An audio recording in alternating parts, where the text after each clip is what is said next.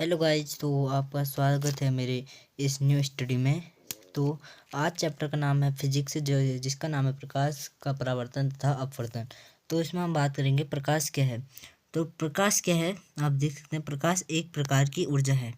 प्रकाश क्या है? एक प्रकार की ऊर्जा है जिसकी सहायता से हम वस्तु को देख सकते हैं। प्रकाश जिसकी सहायता से हम वस्तु को देख सकते हैं। ऊर्जा क्या है? जिसकी मदद से हम लोग काम कर सकते हैं, जैसे कि हाथ में पेशी ऊर्जा और बहते पानी में गतिज ऊर्जा है। प्रकाश के गुण की बात करें, क्वालिटी, जिसे हम क्वालिटी कहते हैं। प्रकाश सरल रेखाओं को गमन करता है। प्रकाश अपारदर्शी वस्तुओं की, ये यहाँ पे इसको नोट करो कि अपारदर्शी क्या होता है, जिससे आगे पीछे नहीं देख सकते, और अपारदर्शी जिससे हम देख सकते हैं। प्रकाश के लिए जाने की आवश्यकता नहीं है। प्रकाश की चाल निर्वात में सबसे अधिक होती है, मतलब हवा में। इतना 3 गुणा 10⁸ मीटर सेकेंड। निर्वात का अपवर्तांक 0 होता है। तो प्रकाश की चाल बोल रहे हैं, ये निर्वात करती है गैस, द्रव और ठोस में। अब बात करें, समुद्र की गहराई में लगभग 200 मीटर तक प्रकाश जाता है। कभी कभी क्वेश्चन में ऑब्जेक्टिव क्वेश्चन नहीं भी पूछा तो आपको ये आना चाहिए कि लगभग 200 मीटर तक प्रकाश समुद्र की गहराई में प्रकाश जाता है। प्रकाश का परावर्तन की बात करें, प्रकाश की डेफिनेशन बात करें, टकराकर वापस आना ही प्रकाश का परावर्तन कहलाता है। कोई भी वस्तु परावर्तन के ही किरण दिखती है। ब्लैक होल से परावर्तन नहीं होता है। अब परावर्तन सबसे अच्छा उदाहरण दर्पण है। दर्पण के निर्माण, ग्लूकोज मिलाया जाता है एवं दर्पण के पीछे ब्रोमाइड जिसे कहते हैं, उसको लगाया जाता है। प्रकाश के परावर्तन के नियम बात करें, यहाँ पर एक अभिलंब खींच लिया गया है, और यहाँ से आपतन कोण, और यहाँ से आने वाली आपतित किरण, और यहाँ से आने वाली परावर्तित किरण, और इसे यहाँ पर परावर्तन कोण। तो अब बात करें आने वाली किरण, आपतित किरण, यहाँ से देख सकते हो, और यहाँ से देख सकते हो टकरा के जाने वाली किरण कौन सी है? परावर्तित। बीच में क्या है? लंब। आपतन कोण है। आपतित किरण और अभिलंब के बीच का कोण को ही आपतित कोण कहते हैं। परावर्तन कोण आप खुद इसको बता सकते हैं।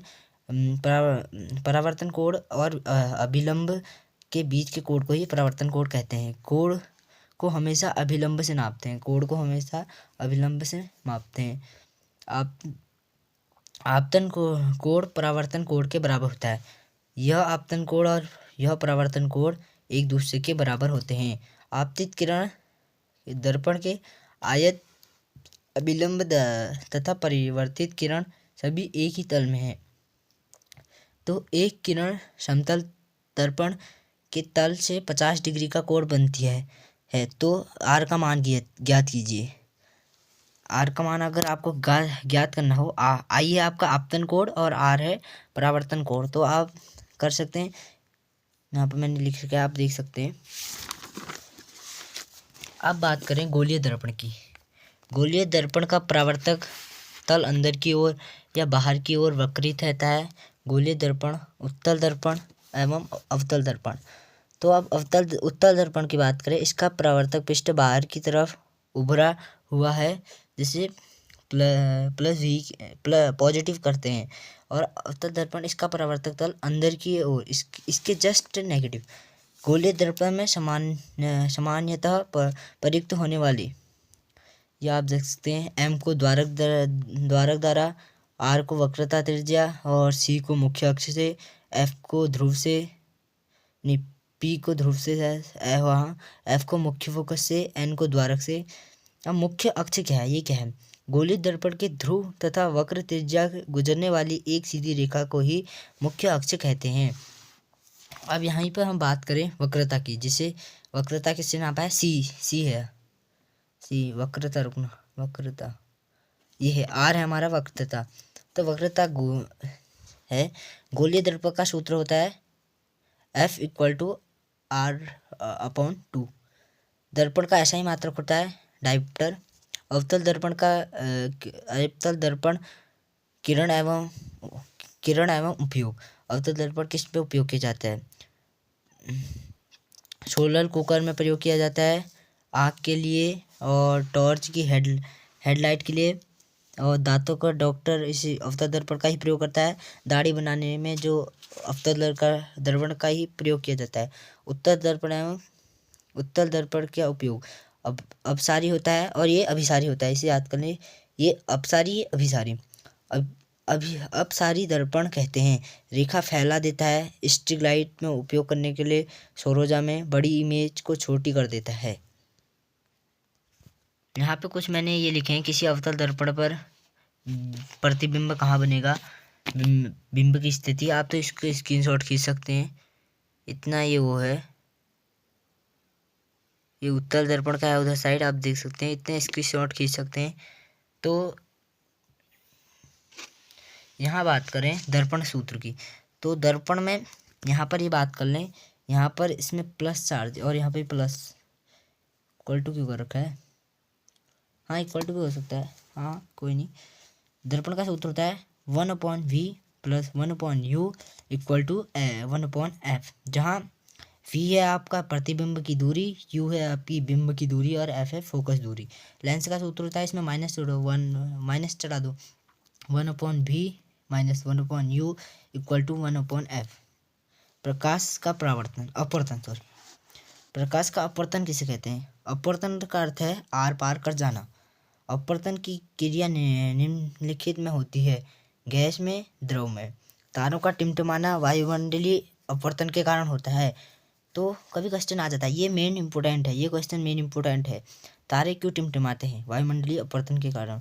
द्रव, जल में भरी बाल्टी में सिक्का का ऊन दिखना एवं छड़ का टीला दिखना। तो अब बात करें सघन माध्यम, जिस माध्यम में प्रकाश की चाल कम हो और उसे ही सघन माध्यम कहते हैं। विरल माध्यम, जिसमें चाल अधिक हो, जैसे कि हीरा का ये देख सकते हो 2.42, कांच का 1.5। निर्वात है वायु, जिसका ज़्यादा अपवर्तनांक वह ज़्यादा चमकेगा, प्रकाश की चाल कम होगी। निर्वात, कांच, ये देख सकते हो जल, तारपीन, तेल। अब बात करें जब विरल माध्यम से, ये है सबसे इम्पोर्टेंट अपवर्तन की डेफिनेशन, ये है अपवर्तन की डेफिनेशन। जब विरल माध्यम से प्रकाश की किरण जाती है तो नहीं ये डेफिनेशन नहीं है, तो ऐसा है, जब प्रकाश की किरण एक माध्यम से दूसरे माध्यम में मुड़ जाती है, उसे ही हम प्रकाश का अपवर्तन कहते हैं। ये अभिलंब है, ये विरल माध्यम से ये झुक गया है आपको सघन माध्यम की ओर, देख सकते हैं। यहाँ है सघन माध्यम से विरल माध्यम में प्रवेश करती है तो अभिलंब से दूर चली जाती है। स्नेल का नियम, यहाँ पर sine i sine r, mu sine r, mu sine i. तो अब बात करें कॉन्वेक्स और कॉनकेव लेंस की, तो यह किनारों अपेक्षा से मोटा होता है, यह अभिसारी होता है। और अवतल लेंस, यह किनारों से पतला होता है, किनारों से मोटा होता है। ये किनारों की अपेक्षा बीच से मोटा होता है, ये अपसारी होता है। अब लेंस का सूत्र यहाँ पे देख सकते हैं, अभी देखा है हमने, यहाँ पे गोलीय दर्पण, ये अभी देखा ध्रुव, क्या वक्रता केंद्र, वक्रता त्रिज्या, ये देखे तो आप देख सकते हो। इसी के साथ हमारा चैप्टर एंड होता है, मिलते हैं दूसरी वीडियो में, तब तक के लिए बाय बाय।